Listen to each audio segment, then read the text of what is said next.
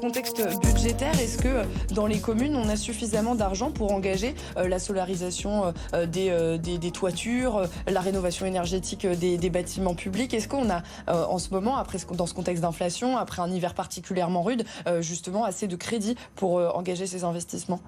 J'aimerais vous dire oui, mais ce serait pas la vérité. Voilà. Et en réalité, non. En réalité, on fait ce qu'on peut.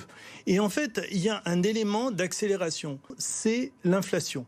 Parce que quand vous payez l'électricité 2 fois plus cher, quand vous payez le gaz 4 fois plus cher, parce que les collectivités locales n'ont pas de bouclier énergétique, eh bien forcément, vous êtes obligé de réorienter vos priorités. En tous les cas, d'essayer de les faire comprendre à vos administrés.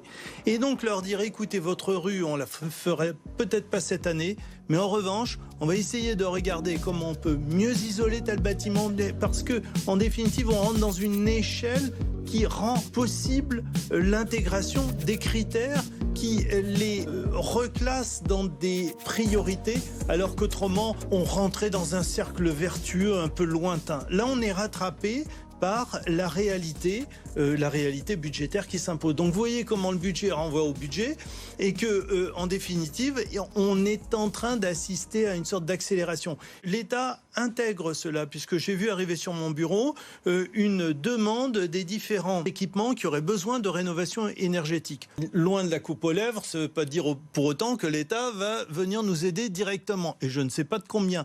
Mais le fait qu'on m'en demande déjà l'inventaire, alors même que nous souhaitons le faire, mais tout ça va dans le bon sens. Et en fait, je pense qu'on n'arrivera à progresser que lorsqu'on arrivera à vraiment conjuguer tous ces moyens.